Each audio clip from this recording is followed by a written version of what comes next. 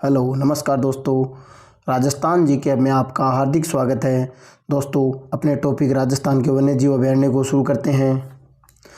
Question है, निम्नांकित में से जो गंभीरी एवं बाणगंगा नदियों के संगम पर स्थित है वह है? केवलादेव राष्ट्रीय उद्यान, रामसर अभयारण्य, रणथंभौर राष्ट्रीय उद्यान, वन विहार अभयारण्य। गंभीरी और बाणगंगा के संगम पर कौन सा है? केवलादेव। और केवलादेव को जल की पूर्ति अजान बांध,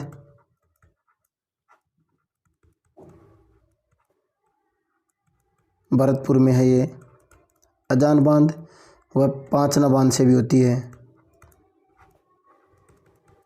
अजान बांध वह पांचना बांध से भी होती है। पांचना बांध कहाँ है? करौली में।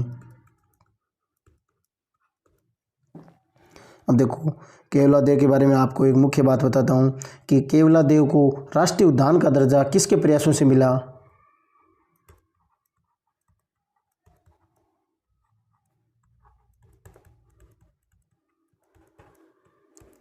काफ़ी इंपॉर्टेंट क्वेश्चन है, राष्ट्रीय उद्यान का दर्जा।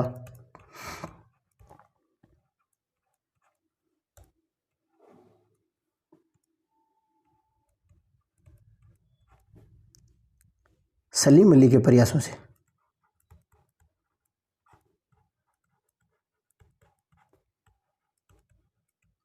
डॉक्टर सलीम अली के प्रयासों से। सलीम अली को bird man of the India भी कहा जाता है। Bird man of India. Bird man of India किसे कहा जाता है? सलीम अली को। और केवलादेव को राष्ट्रीय उद्यान का दर्जा किसके प्रयासों से मिला? सलीम अली के प्रयासों से मिला। और केवलादेव का मुख्य आकर्षक पॉइंट क्या है?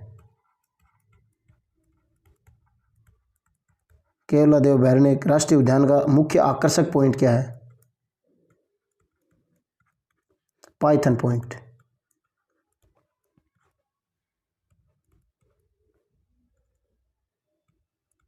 पाइथन पॉइंट, यहाँ से अजगर देखे जाते हैं।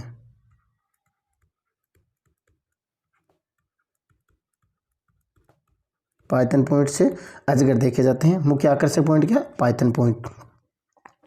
देखो एक केवलादेव के बारे में मुख्य बात, एक और इम्पोर्टेंट बात है।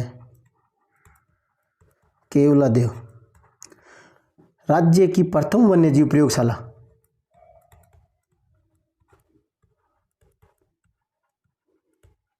राज्य की प्रथम वन्यजीव प्रयोगशाला। राज्य की प्रथम वन्यजीव प्रयोगशाला कहाँ है? केवलादेव में। और राज्य का दूसरा सर्प उद्यान कहाँ है? राज्य का दूसरा सर्प उद्यान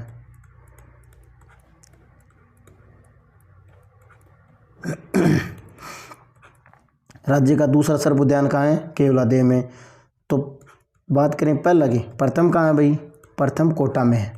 राज्य का प्रथम सर्प उद्यान कहाँ है? कोटा में। और दूसरा केवलादेव में। और प्रथम वन्यजीव प्रयोगशाला कहाँ है? केवलादेव में। अगला क्वेश्चन देखो भाई, रामसर सम्मेलन ईरान द्वारा चिन्हित राजस्थान के अंतर्राष्ट्रीय महत्व के वन्यजीव आर्द्रभूमि पारिस्थितिक स्थलों के नाम बताइए।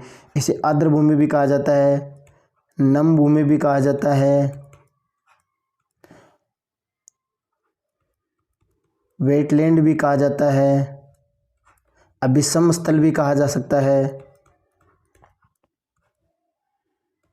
अभिसम स्थल, ये तीनों नाम या चारों नाम आ सकते हैं भाई। आर्द्रभूमि, नम भूमि, वेटलैंड स्थल, अभिसम स्थल। कौन से हैं? देखो फुलवारी की नाल, भैंसरोडगढ़, सरिस्का, चंबल, सांबर झील, केवलादेव, जैसमंद और ज्वार सागर। रामसर साइट में कौन कौन से हैं भाई? सांबर झील और केवलादेव। सांबर झील को कब शामिल किया था? 1990 में। 1990 में। और केवलादेव कब शामिल हुआ? 1983 में।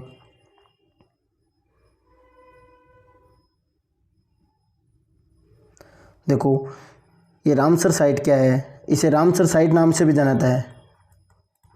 Ramsar site. रामसर साइट विश्व की आर्द्र भूमियों को आर्द्रभूमियों को, विश्व की आर्द्रभूमियों को प्राकृतिक जैव विविधता स्थल, प्राकृतिक जैव विविधता स्थल,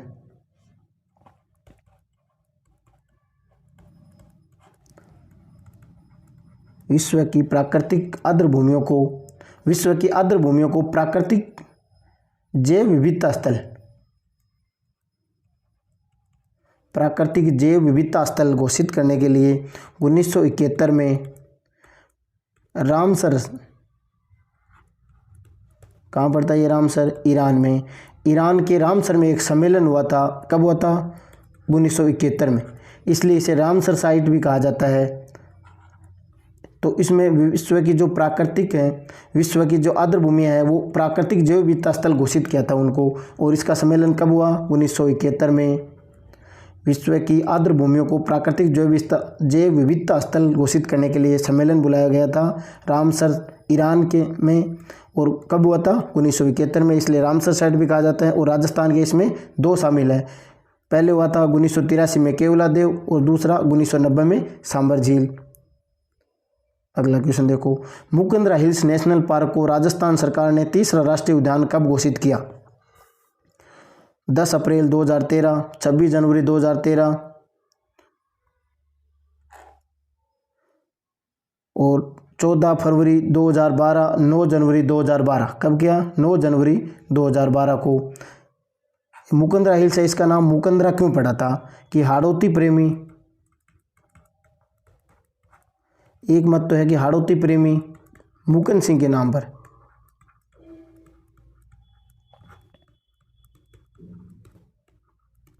हाड़ौती प्रेमी मुकुंद सिंह के नाम पर। और दूसरा मत है कि मुकुंदरा की पहाड़ियां होने के कारण।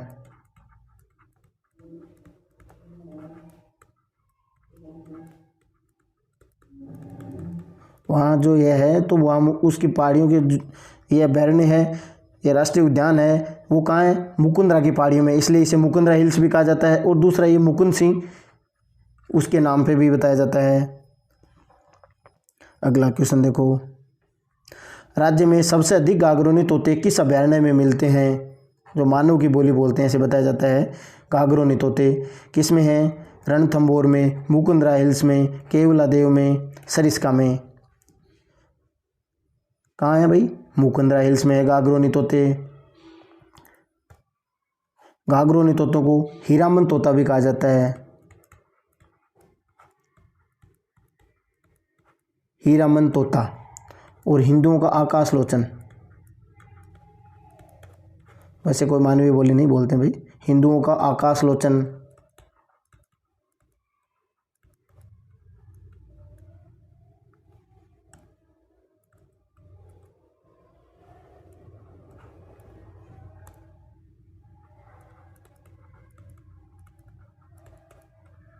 हिंदुओं का आकाश लोचन भी कहा जाता है। और इस गागरोनी तोते को स्थानीय भाषा में टुईया भी कहा जाता है। टुईया भी कहा जाता है, स्थानीय भाषा में टुईया भी कहा जाता है। और इसके देखो मुकुंदरा हिल्स के बारे में आपको एक इम्पोर्टेंट बात और बताता हूँ।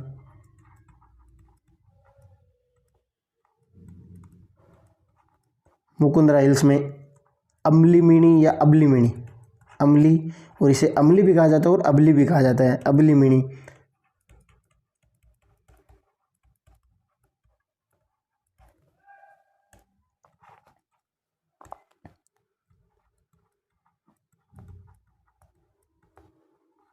मुकुंदरा में अबलीमिणी या अम्लीमिणी का महल है। और ये कौन थी भाई? मुकुंद सिंह की पासवान, मुकुंद सिंह की पासवान, आरती शासक मुकुंद सिंह उसकी पासवान।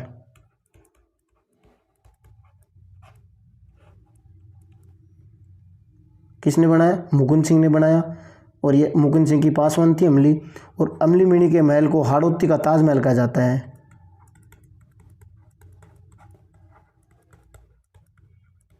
वेरी इंपॉर्टेंट क्वेश्चन है, हाड़ौती का ताजमहल किसे कहा जाता है? अमलीमिणी के महल को हाड़ौती का ताजमहल कहा जाता है। और मुकुंदरा हिल्स में वन्य जीवों को रियासतकालीन वन्य जीवों को देखने के लिए रियासतकालीन रियासतकालीन अवलोक स्तंभ है।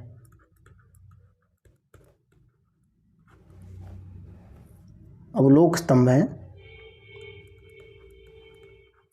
रियासतकालीन अवलोक स्तंभ है वन्य जीवों को देखने के लिए। तो उसे क्या कहा जाता है,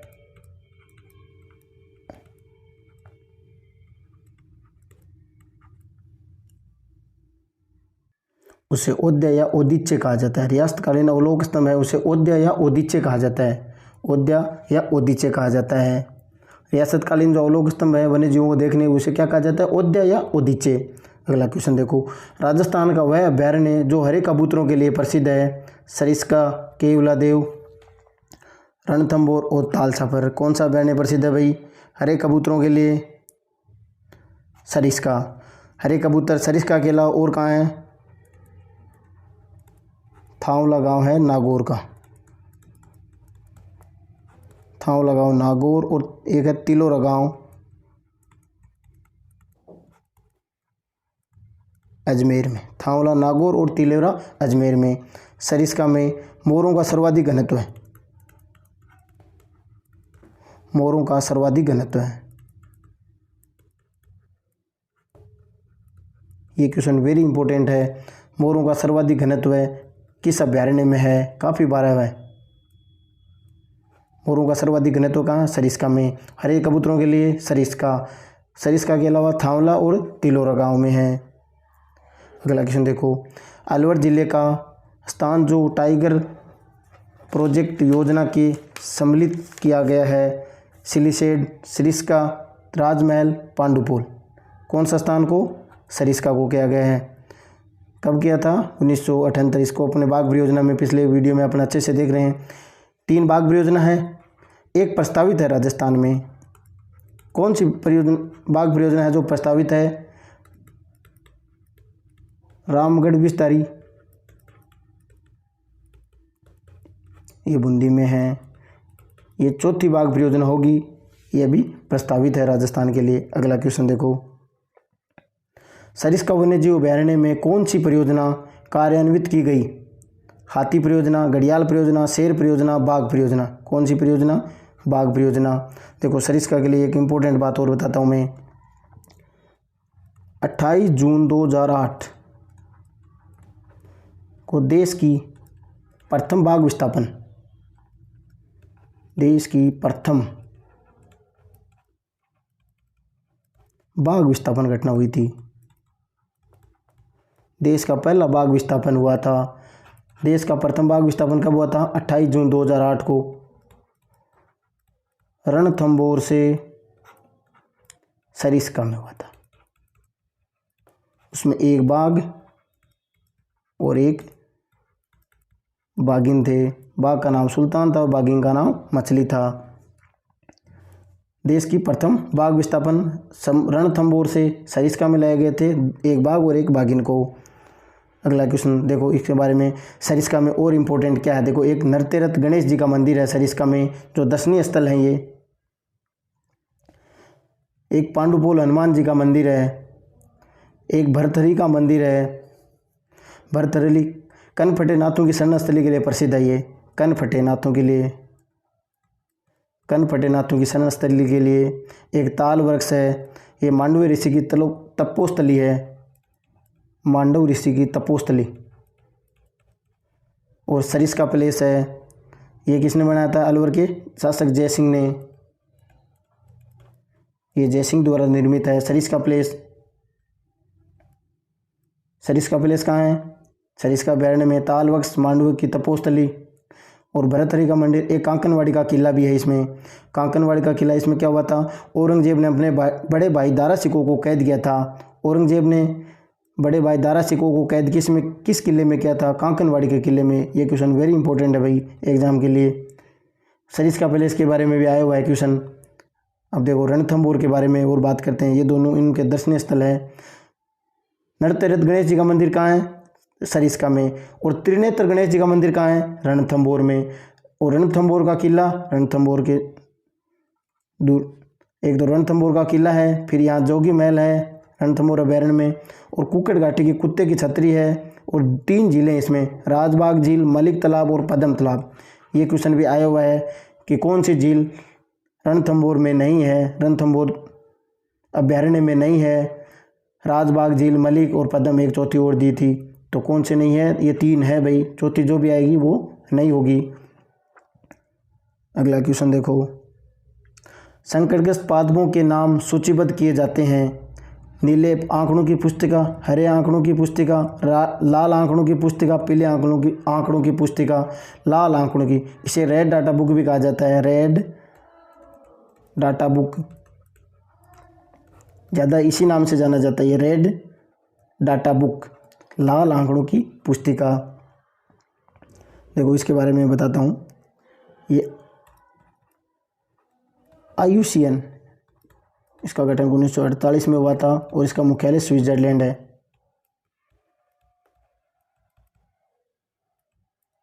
मुख्यालय स्विट्जरलैंड है। इसके निर्देशन में विश्व की संकटग्रस्त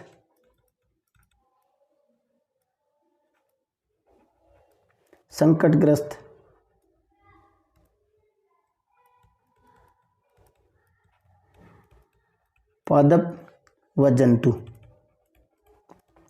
विश्व के संकटग्रस्त पादप और जंतु हैं, उसको खोज करके एक पुस्तक के रूप में प्रकाशित किया जाता है, उसे रेड डाटा बुक कहा जाता है। विश्व के संकटग्रस्त पादप और जंतु उसकी खोज करके और एक पुस्तक के रूप में प्रकाशित किया जाता है, उसे रेड डाटा बुक या लाल आंकड़ा पुस्तिका कहा जाता है। और इसमें, इस पुस्तक में 5 प्रकार के पेज हैं।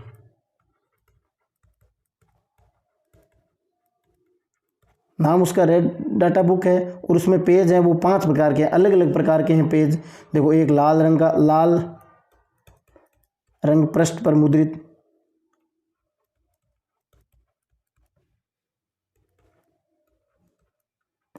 एक तो लाल अंकों के पेज हैं, उस पर लिखे हुए हैं, तो लाल अंक पृष्ठ मुद्रित। फिर दूसरे की बात करें तो पीले रंग का है, पीले रंग के पेजों पर लिखे हुए हैं।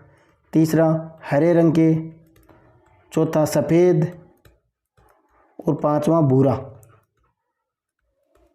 इस पुस्तक में 5 रंग के पेजों पर लिखा हुआ है, लाल, पीले, हरे और सफ़ेद। लाल में उसके बारे में लिखा जाता है जो प्राय विलुप्त हो चुकी है, और पीले में उस पीले पृष्ठ के में उसके बारे में, पादप और जंतुओं के बारे में लिखा गया है जिनकी संख्या लगातार घट रही है। और हरे के बारे में उस पर लिखा जाता है कि जिस पर काबू पा लिया है। ये तीनों इम्पोर्टेंट है। लाल में जो खतरा है एकदम से प्राय लुप्त हो चुकी है।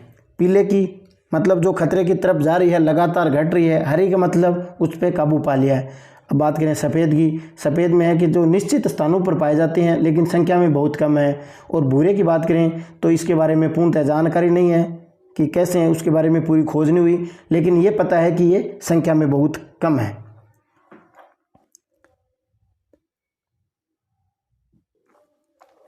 IUCN का गठन तो 1948 में हुआ, लेकिन अपने अलवर के शासक हैं। IUCN का गठन 1948 में, और अपने अलवर के शासक 1947 में कौन से? तेज सिंह थे। अलवर महाराजा तेज सिंह ने 1947 में फॉरेस्ट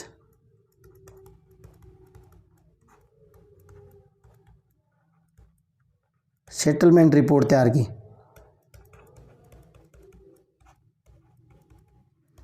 IUCN ने 1948 में हुआ था, उसके बाद में हुआ। और अपने अलवर के शासक महाराजा जो तेज सिंह है, उन्होंने फॉरेस्ट सेटलमेंट रिपोर्ट तैयार की। कब की थी? 1947 में। उसे क्या कहा जाता है? पीली किताब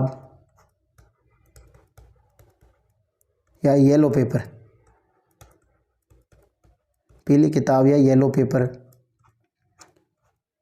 क्वेश्चन वेरी इंपॉर्टेंट है दोस्तों कि पीली किताब या येलो बुक किसके शासनकाल में हुई थी? तेज सिंह के शासनकाल में। तेज सिंह कहाँ के थे? अलवर के। और इसका प्रकाशन कब हुआ था? 1947 में हुआ था। दोस्तों वीडियो अच्छा लगा तो शेयर करें और सब्सक्राइब करें। धन्यवाद।